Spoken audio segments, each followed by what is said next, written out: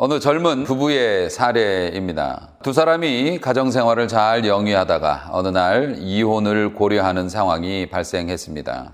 남편이 외도를 했기 때문에 그것으로 인해서 아내가 이혼을 요구하게 되었어요. 그런데 갑자기 남편이 이혼을 요구하는 아내에게 이렇게 얘기를 한 겁니다. 우리 이혼하지 말고 조론을 하자. 나는 나가서 따로 살 테니, 그리고 생활비를 대줄 테니 너는 아이들하고 같이 살고 주말에 한번 만나서 밥도 먹고 서로 안부나 물으면서 그런 식으로 결혼 관계는 유지하되 삶은 각자 알아서 행복을 찾아서 사는 걸로 하자라는 제안을 받고 이 여성분이 좀 고민이 됐다는 겁니다. 꼴도 보기 싫어서 이혼을 결심했는데 결혼을 유지한 채로 생계를 보장받고 그렇게 사는 것도 나쁘지 않겠다. 이런 생각이 들었대요. 그런데 또 한편으로 생각하면 그렇게 혼자 살다 보면 또 다른 이성을 만날 수도 있는데 그러면 그게 또 불륜이 아닌가? 이런 생각이 들으니까 자신으로서는 이 조론이라고 하는 이야기가 약간 족쇄로 작용이 되는 것도 같기도 하고 그래서 정말 알쏭달쏭하다 이런 고민을 이야기하는 분이 있었습니다.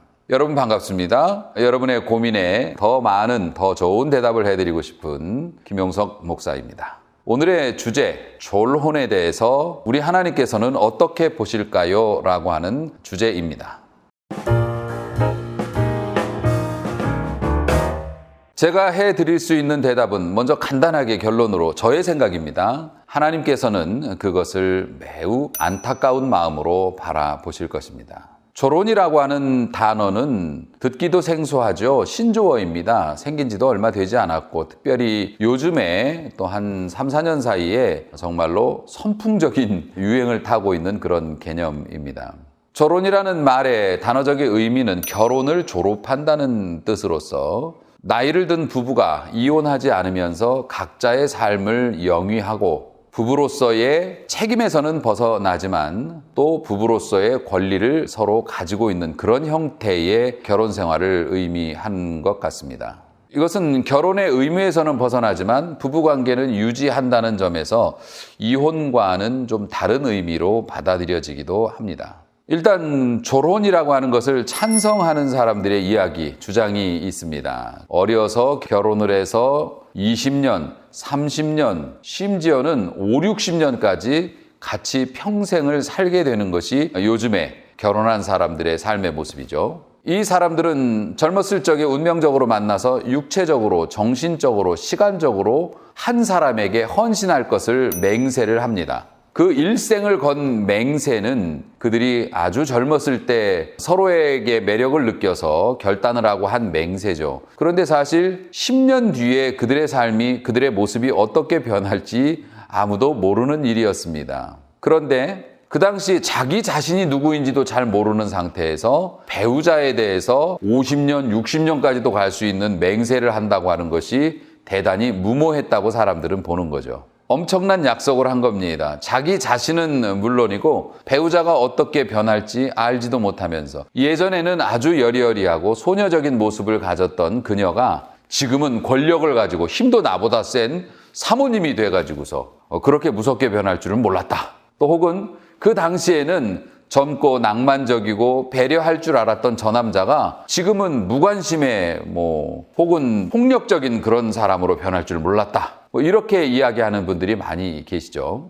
인간의 수명이 현대에 들어서 더 많이 증가하고 있습니다. 그래서 이 결혼 생활의 어려움이 더 커진다고들 이야기합니다. 예전에는 결혼을 해서 인간의 수명이 짧았기 때문에 10년, 20년이면 배우자가 사망함으로 결혼이 종결이 돼요. 그런데 오늘날에 있어서는 50년, 60년씩 결혼 생활이 유지가 되니까 이것은 거의 종신 노예 계약이다. 이렇게 주장을 하면서 인간이 어떻게 한 사람과 함께 그렇게 오랜 시간을 지낼 수 있느냐. 그렇기 때문에 서로 어느 정도 책임을 다한 상황에서는 결혼의 의무에서 벗어나는 것이 좋지 않겠나. 이렇게 조론을 찬성하는 사람들은 이야기하는 것이죠. 특별히 이 조론에 대해서는 통계적으로 봐도 여성 쪽에서 조론을 요구하는 경향이 많다고 해요. 남성보다 한 10% 정도 비율이 더 높다고 하는데 그것은 우리 모두 짐작하다시피 우리나라 같은 경우에도 여성으로서 가정에서 살아간다는 것이 많은 책임과 의무 또 심지어는 연세가 높아져서도 밥을 차려 바쳐야 하고 남편의 수발을 들어줘야 하는 그런 존재로서 우리나라에서는 살기 때문에 여성들이 조론에 대해서 관심이 더 많은 것도 사실인 것 같습니다. 자, 그렇다면 이 조론이라고 하는 제도에 대해서, 그런 개념에 대해서 우리 크리스찬들은 어떻게 생각을 할까?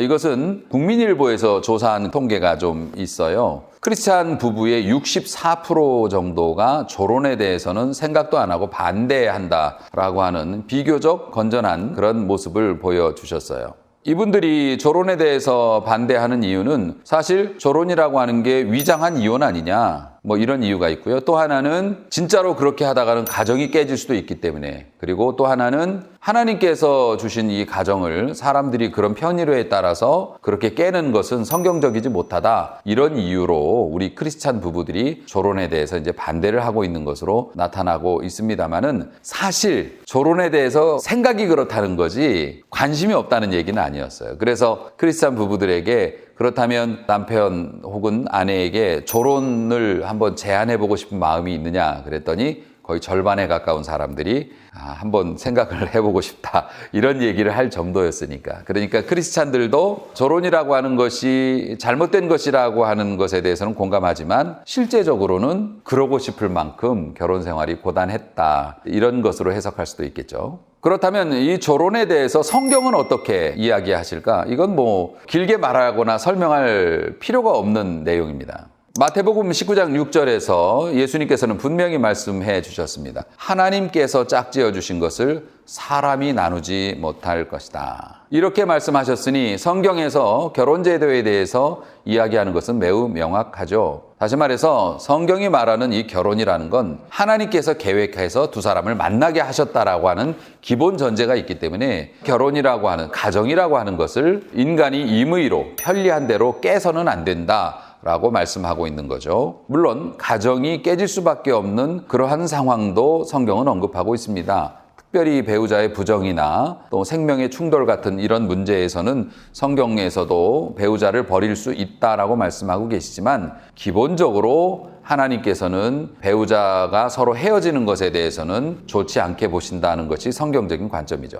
조론을 극렬히 반대하는 우리 목회자들, 또 보수 성향을 가진 목회자들은 이렇게 얘기합니다.